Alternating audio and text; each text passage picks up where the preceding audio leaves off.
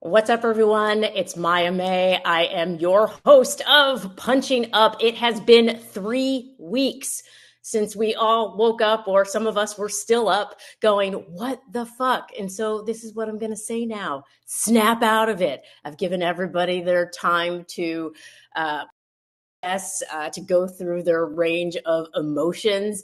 But now, I hate to tell you, after Thanksgiving, we're going to have to get to work. So if you want to check my feed for all different tips on how to regulate your emotions right now, I urge you to do so.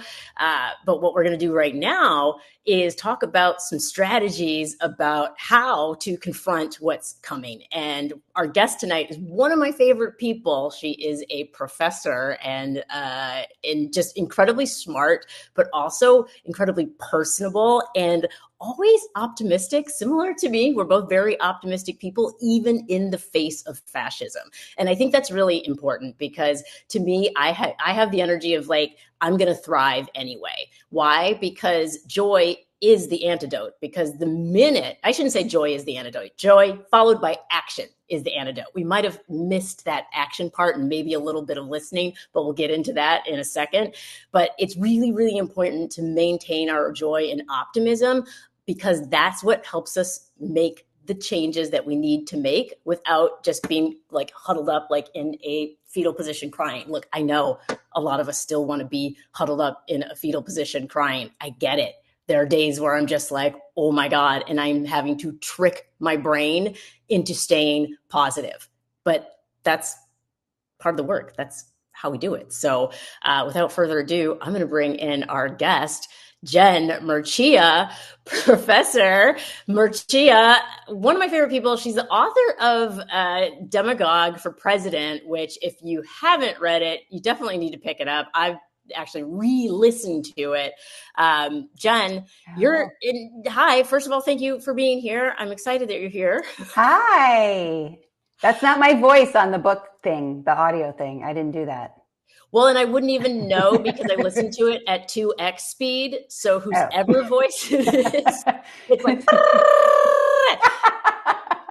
that's how I You listen. probably miss a lot of my jokes that way, 2x Well, speed. but I will re-listen. I hope I said that you're funny as well. If I didn't say that you're funny, apologies for that because you're one of the funniest people that I follow as well. And we've never met in person, which is so Never, ever, ever, ever. It's so sad. But we're besties through the internet. Yes, we are besties to the internet and maybe besties in a bunker at some point. Like, guys, if you're going to be in a bunker, you want to be in a bunker with Jen and I because we both bake, which if we're baking in the bunker, you're going to get good pies. Bunker bacon. Oh, that's hard to say. Bunker bacon.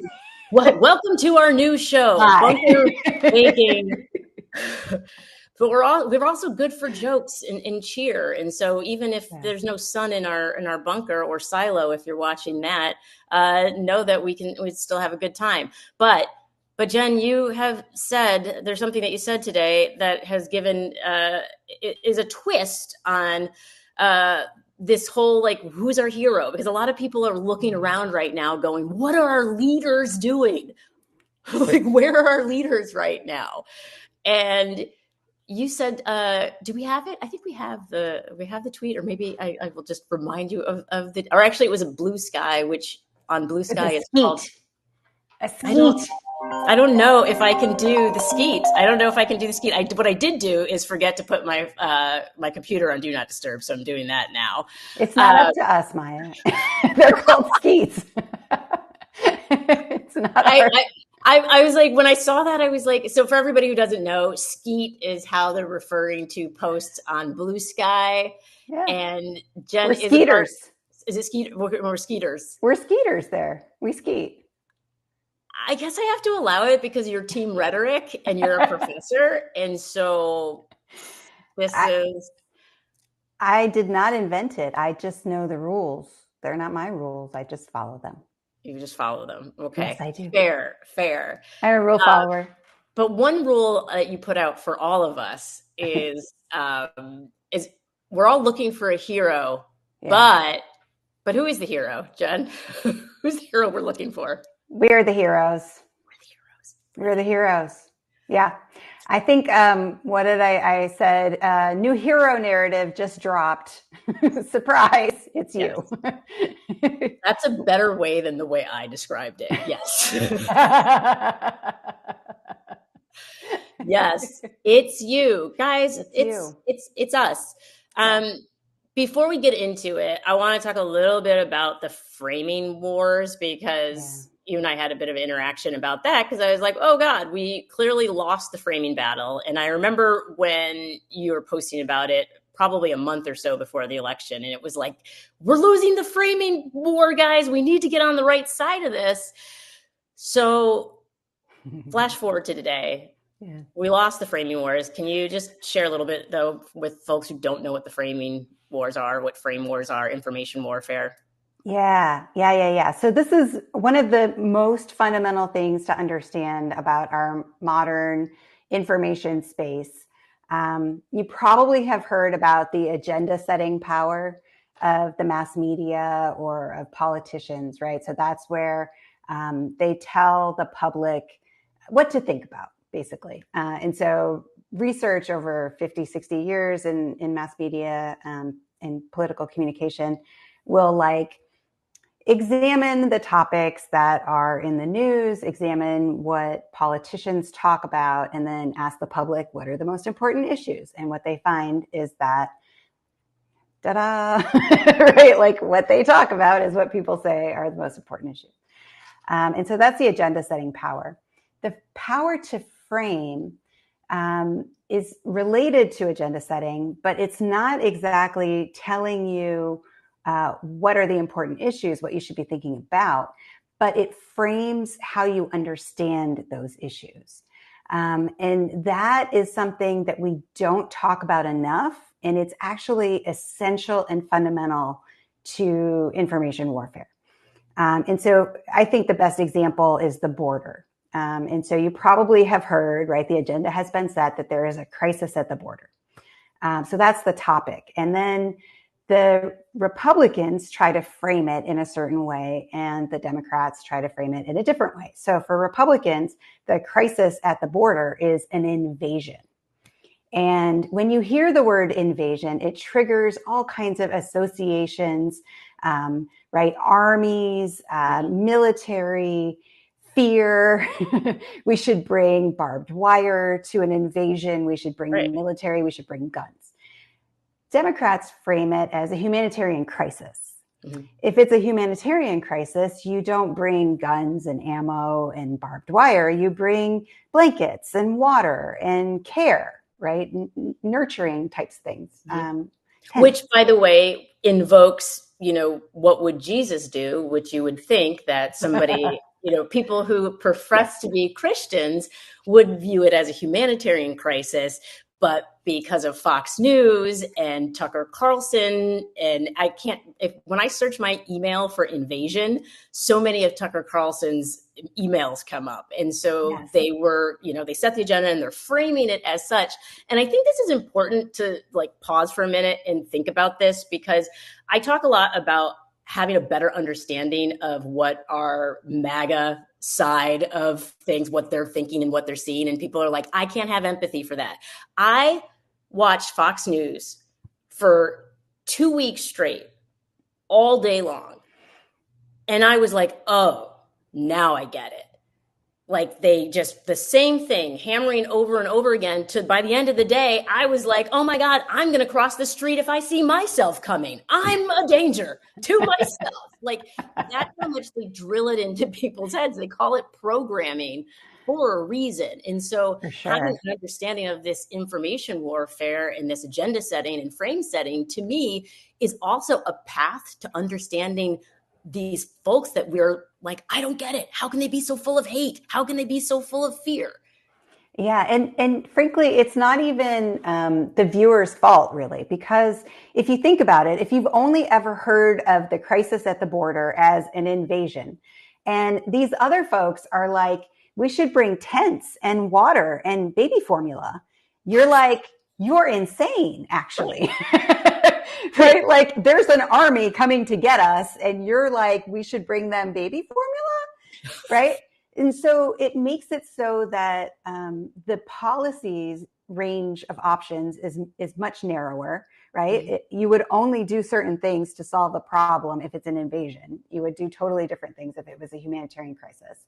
And it makes it so that we can't even understand reality in a way that allows us to solve those problems or talk about it.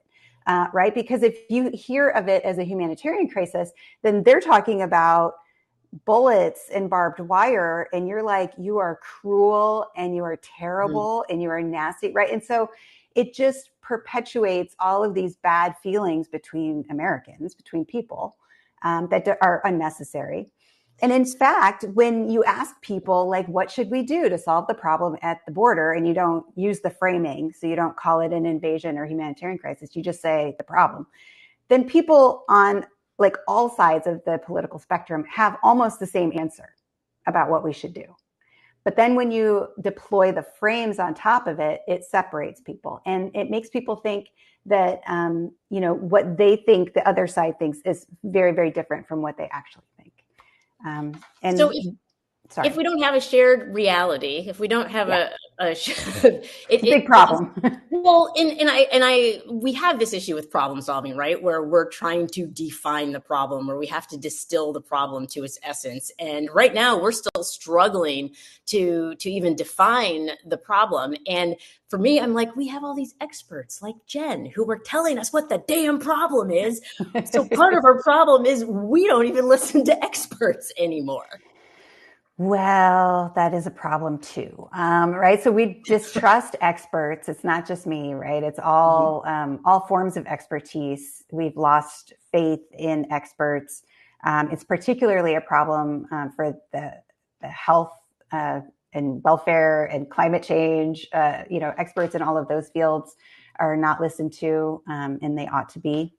So so it's a pretty widespread thing. And again, I don't want to blame everything on Fox News, although it's quite apropos. But right, so since Rush Limbaugh, academia and experts have been considered a part of the, what does he call them? Not the four horses of the apocalypse, but something like that. Yeah. And just completely demonized. And when you erode trust in people who spend their lives, just trying to understand a problem and solve it, and you make them seem like they're out to do something for their own benefit, or that they have some kind of twisted agenda or whatever. It's just not good for anything, but especially problem solving. Well, okay. And so to talk about the effect of these framing wars and the agenda setting wars. Yeah. So, because it's easy to say invasion, people can picture an invasion. It's very simple. Yeah. And so how do we approach this when what Democrats are trying to say and explain is much more complex, because there's layers to it. It's not just a humanitarian crisis. It's a humanitarian crisis that's tied to climate change. The climate crisis is something that Republicans don't even believe in. And so it becomes this complex thing to try to describe. So is there a way for us to use these same tools, this weaponized rhetoric, but to use it for good, so that we can, in the simplest of terms, describe it in a way that can't be misconstrued or twisted by I don't want to say Republicans. I want to say by the GOP, by the people who are running things and duping their base. Yeah, I mean, so we can absolutely do better at the frame wars. The thing with the humanitarian crisis versus the invasion is they have these visuals. I don't know, Maya, have you seen the caravan? And they just put it on a loop over and over and over again. And it's like it's the same people probably, but they just keep showing it. And so, it looks like an army. It looks like an invasion. And so they match, of course, the framing with these visuals, and it makes it more potent. And then another thing is that, unfortunately, fear appeals work. Right. And so if one side is saying, this is an occasion for us to help others, and the other side is saying, you can't help those people, or they're not even people, right? Like, you can't help that they're an invasion, they're going to hurt you, and they're trying to take over, and all of those kinds of things. It makes the other side sound very weak, and so there hasn't been effective messaging. I wish I had like a magic formula to say, like, there's a better frame for this, and this is what it is. But you're right. It is a complicated issue. There's a lot going on with why the border is the way it is. And the main problem is, of course, that the right hasn't wanted to solve the problem, right? They have wanted the problem to carry on. And then they take advantage of it. And so yeah, we need to do better with the frame wars. I don't actually know what the better frame is, because I think that a humanitarian crisis should be persuasive. Well, and I think that, unfortunately, a lot of people are waking up to the fact that saying, hey, do unto others and be good isn't exactly the guiding principle in America right now. And so a lot of people have been kind of disappointed and disheartened. I think a lot that's driving a lot of the sadness and grief right now. And so, as somebody, a Black woman who grew up in America, I'm like, I have known that we can be quite cruel to each other. And that's something I've always known. So I think that's probably why, there was a quick moment where I was like, yes, Kamala Harris is going to pull this off. America is going to finally turn the page. And I truly believed that and hoped that. But I think a lot of people are seeing that that is not the case, that being good actually takes work. Empathy actually takes work, especially when it's no longer rewarded, right? What we see being rewarded are people who take advantage of the system, people like Trump, people like the people that he is nominating. And so we're seeing a kind of just, I think, fracturing of what it means to be American for a lot of people. And so I kind of want to talk about that, because you're like, you're very hopeful, and I love it. You're like, all right, let them break it. Can you talk a little bit about let them break it? Yeah, I mean, I wouldn't have wanted it, right? Like, it's going to be painful. It's going to be very stressful. We have to look out for each other. We especially have to look out for people who are turned into hate objects, whether that's people at the border, whether that's trans people, whether that's LGBTQA, like in general, whether it's people of color. I don't care which people it is. Just left-handed people, I don't know, right? Like, there will be multiple hate objects. But we have to look out for the people. So that's going to be stressful, and it's going to be hard, but we have to do it. But at the same time, right, our nation is run by lobbyists. Since Citizen United, we have these oligarchs that control our elections. We have a two-party system that doesn't fairly represent most of public opinion, right? So most people in this nation are independent and do not consider themselves to be members of either the Democratic or the Republican Party. We have an entire system of government that was frankly created based on fascism. Right? Like, we've only been a democracy since the 1960s. Nobody wants to believe that. And it's so true, Jen. Our founders, they said nice things about Enlightenment rationality, but, they were enslavers.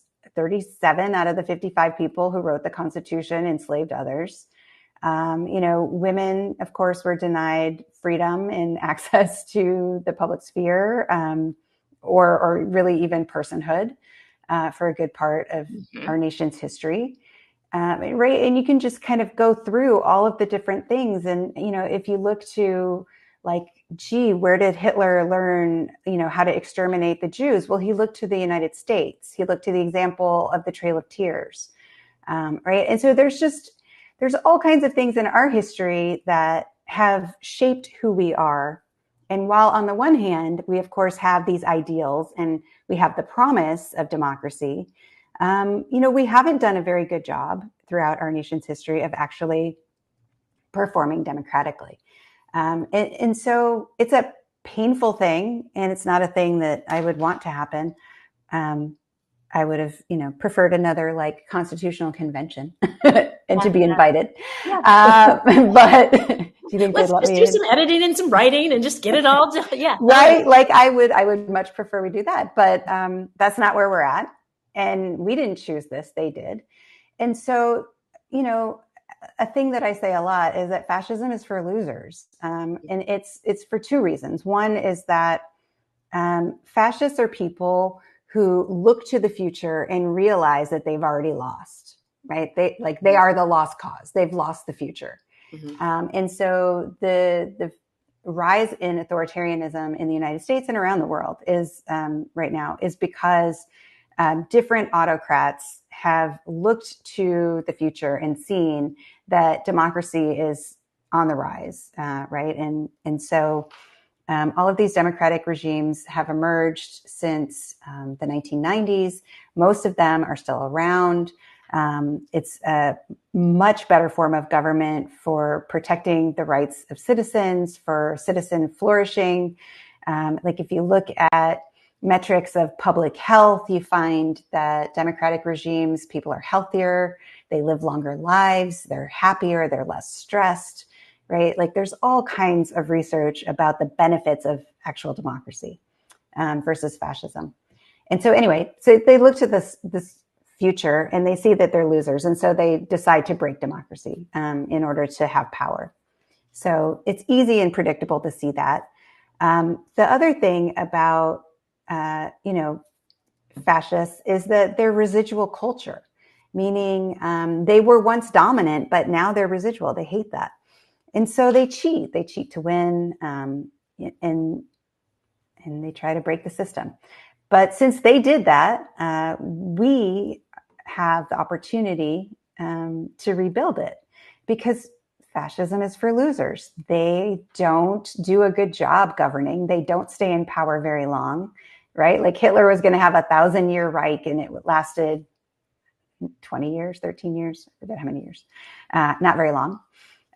Mussolini, same thing, right? He's like, we will never surrender. We will never quit. And of course, fascism didn't last very long there either.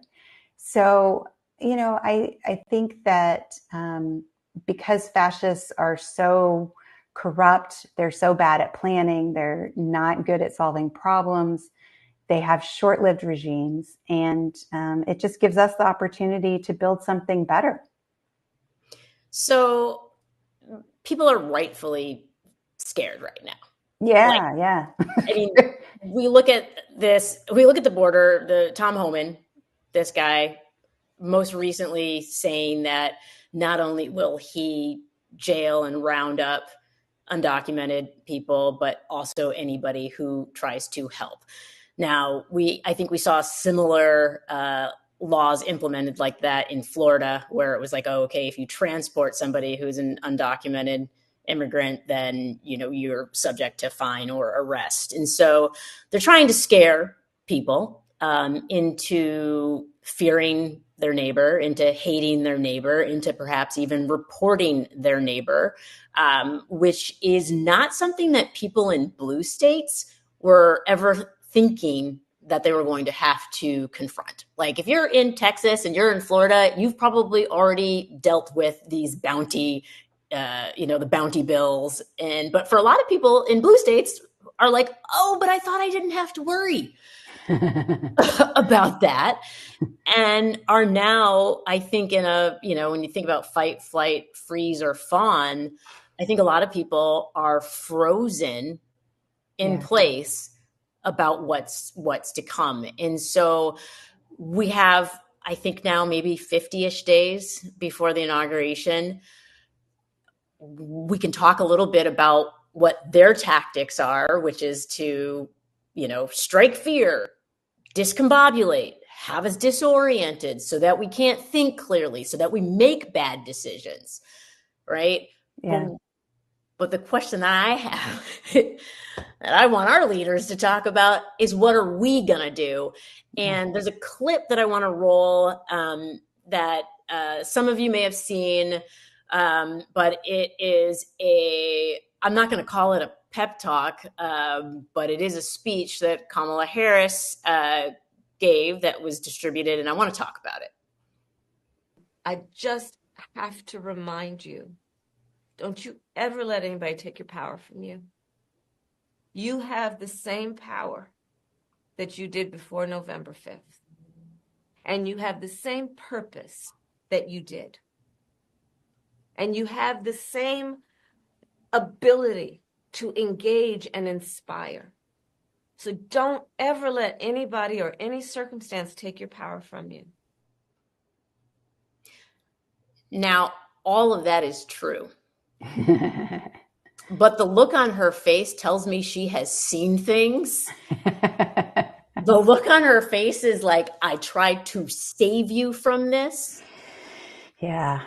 And so when we talk about hard times are to come, I'm in the business of trying to deliver information to people in a way that's not debilitating, but also in a way that's like, hey, chop, chop, we got to take care of this.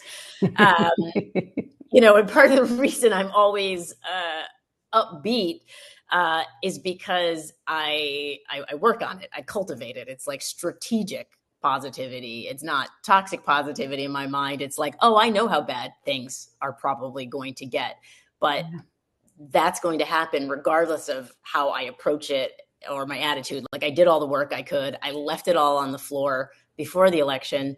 So now we're facing 50-ish days of preparation. What can people do from a rhetoric standard, from a language place?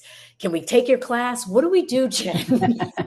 What are we going to do to get prepared so that come inauguration, we're not caught flat-footed? Yeah. So I think the best thing is to try to be able to predict. And I think that as I've been talking to people, the thing that stresses them out the most is knowing essentially that there's a range of possibilities. And we don't know if Trump is going to go full fascist and people are going to, be rounded up and fired from their jobs and end up in camps and, like really Nazi level stuff. Or if it's just going to be like it was before and it's just weird. And we wake up every day and we're like, oh no, what did he do now? People don't know what to expect. And I think that adds to the fear that they have. And I think that's what Kamala Harris was trying to speak to in that speech. It's the speech that you probably saw her do it a bunch of times during the campaign. She would often find a small child and tell them that. Did you see any of those clips? I did, and I realize now we're the small children. We are the small children. Yeah. God, we're the small children. It's us, Maya. So yeah, like what do we do, Kamala? Yeah, she would find some smaller child, usually a girl, right, on the campaign, and she would say exactly those words. She would say, "Don't ever let anyone take your power away from you. You got this. You are strong. You are smart. You are capable. They can't change that. They'll never take that from you. Know your power. Say it back to me." Right? Well, it's an affirmation, right? Like, yeah. That's, and I'm like, that's one of my tricks, right? Is I stare in the mirror and I'm like, who's got this? You got this? I got this. You got this? When I used to do comedy regularly, would do stand-up all the time, I was like, who's funny? I'd walk out the door and I'd say to my family, who's funny? And they're like, you're funny. I'm like, who's funny? I'm funny. Like, we have, because there's so much. You are funny. But there's so much negative information coming at us, and there is that unknown, and it is the unknown that strikes fear into so many of us. But that's why it's so important to have that counter to that, right? And so a lot of people had a lot to say about that speech of hers, but I'm glad that you pointed that out, because I don't know that I've seen anybody point that out yet, that was the speech that she's given to young girls. So I'm like, okay, I'm happy about that then. But I want I to see her think, smiling again. We made yeah, Kamala sad. she's and I don't think she's trying to infantilize us. That's a hard word for me to say. Yeah, infantile. By doing that, right? Like I think that's a genuine thing that we need to hear right now. There's nothing about the election that has taken our power from us. Like this is still the same government. And I hear people going, "Oh, for now, we'll just wait till he blah blah blahs."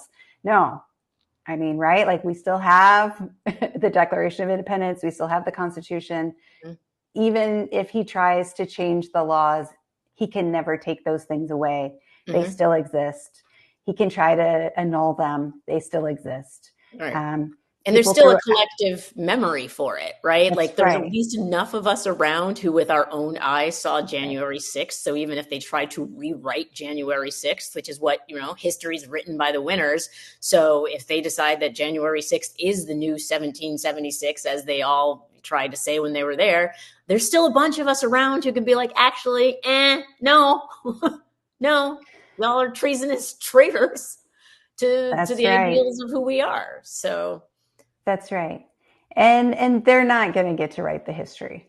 So don't even say that because they're yeah, not. don't put that out there. Don't put that out. That's bad vibes, Maya. We I, don't need that. I will not speak that into existence. But you did say on Blue Sky that we do need to withdraw and regroup. What did you mean by that?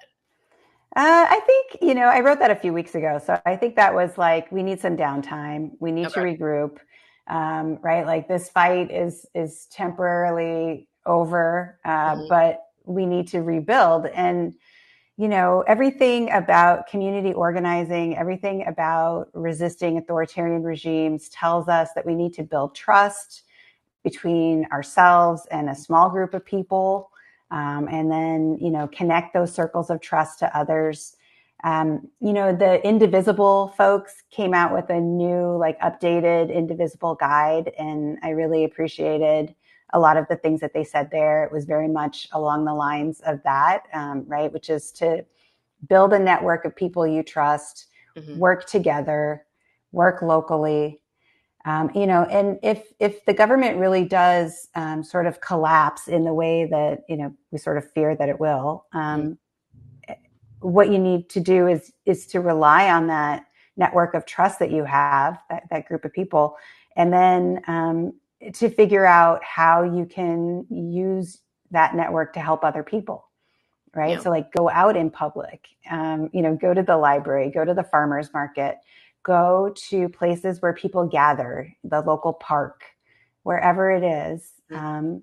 and connect with people and ask them what they need and then try to help people get those things.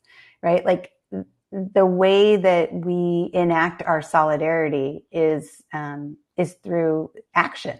Mhm. And it's not sitting around your house, feeling bad. It's knowing that you have power. You have the power to help someone else, and Yeah. helping other people makes you feel so much better. Right. I mean, it makes you feel a part of community. That's part of the reason why we do it. I mean, the power was out in my neighborhood this morning, and everybody was out and about trying to figure out, hey, can you figure out how to get your car to the garage? Hey, I think you can get around that way. I'll give you a ride over that way. And it became like I started suddenly talking to neighbors that I'd seen a dozen Yeah, times, but had never actually had a conversation with. And so I think this is the time where we can trauma bond because we all have the shared experience of being so excited about electing the first Black woman president and not having it happen. So I think yeah. while the trauma is ripe, we should bond. Let's trauma bond, y'all. And it's true Trauma bond. that we see the best in humanity when things are going badly, Yeah. right? When things are going well, everyone's sort of doing their own thing and busy with their own schedule. But when The we all Obama have to years. stop and deal with a hurricane or whatever, Mhm. that's when people really show that they're good people, and Americans are fundamentally good. Um, our political leaders don't always assume the best in us, and Mhm. they certainly don't organize us in ways that allow us to be fundamentally good. But I have a very positive view of human nature. So do I, Jen, and that's why we are buddies. I know. I We are know. going to hang out soon. I promise you, we have to make this happen. Definitely check out Frame Warfare, The Battle Over Your Brain. Definitely check out Jen's book and follow her on Blue Sky, because that's where the party's at right now. I like what I'm seeing on Blue Sky, so follow her there and come hang out with us, have conversations with us as we figure all of this out. Baking in the bunker. Baking in the bunker. That'll be our recipe book. Oh my God. Can we have like a recipe book and a baking show for the post-apocalyptic times? Yes, we fucking can. Yes, we can. Yes, we can. Yes, we can. Yes, we shall. Well, thank you, Jen. Next time you're back, we'll talk about our book. I can't wait. I love that. All right. Talk to you soon. Well, there you have it. See, you can have a smile right now, even if that smile is a smile that you have had to force yourself to have in order to be able to go through the day. I love talking to Jen because she helps put things in perspective, both from a rhetoric standpoint, but also for a life standpoint. Yeah. Everything fucking sucks real bad right now, but we do still have our institutions. We do still have our democracy, and we do still have tools, right? We've got Blue Sky now. For a long while, Blue Sky was just sitting there waiting for us to use it, but we were all over on Twitter and X like, bah, bah, bah, bah, bah, bah, bah. And now when we really needed it, we all jumped over there and we're there. So that's to say that there are tools out there that we are not even yet utilizing to get us through this moment. And so I want us to harness kind of some of the momentum from the election and say, hey, those Zooms where we were able to get together and talk and connect with people all over the country, Zoom still exists. We can still use it to organize. We can still use it to build community and to not feel alone, because it is going to be very easy to feel alone in the next 50 or so days as we're all like, oh God, what's going to happen? Nah, ain't nobody got time for that. I don't have time for that. I don't want to feel alone. I want to feel connected. All right. So go out there and talk to strangers. I might have a Zoom set up. I might just set up like a standing hour for Zoom. I joked about it that for Thanksgiving, we should just have a Zoom set up so anybody who's having a bad time at their Thanksgiving can just run off to the bathroom and hop on the Zoom for some camaraderie. Might have to do that. If I do that, I'll drop that link on Blue Sky. Happy Thanksgiving to everybody from Resolute Square, from me as well. And we will be back next week with Jason Stanley, who's the author of How Fascism Works. We're all getting a lesson in that now in real time, how fascism works. So we should have read that book, y'all. And he's got a new book out. So we'll be talking about that. And in the meantime, eat some pie. All right. Check out our other shows, Joe Chippy Show, Rick Wilson's The Enemies List, Decoding Fox News, the Lincoln Project Podcast. We have so much good programming. So check it out. I've been your host, Maya May. I'll see you next week. Bye.